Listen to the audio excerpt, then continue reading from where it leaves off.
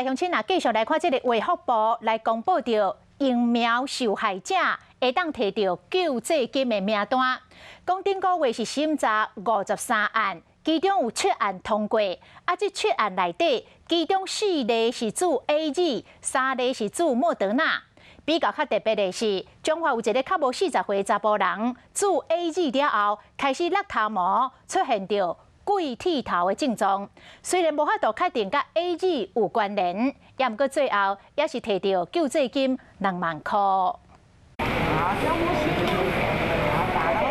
这针做了增加保护力，不过嘛未少人的健康出现问题。卫福部公布上新的疫苗受害救济审议结果，伫审查53例当中，有7个人成功得到救济，其中4个人注 AZ，3个人注莫德纳。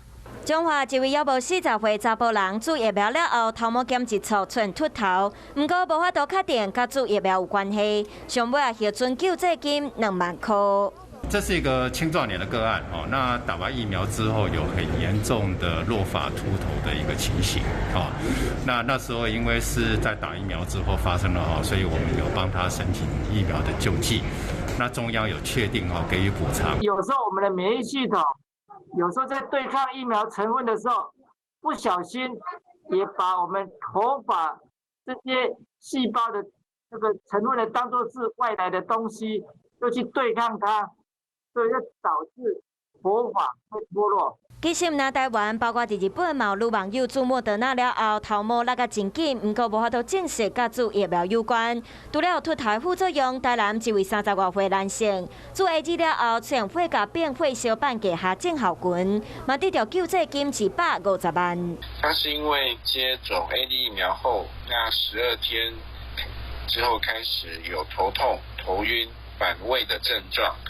那鉴定关联性是相关，这是最高的。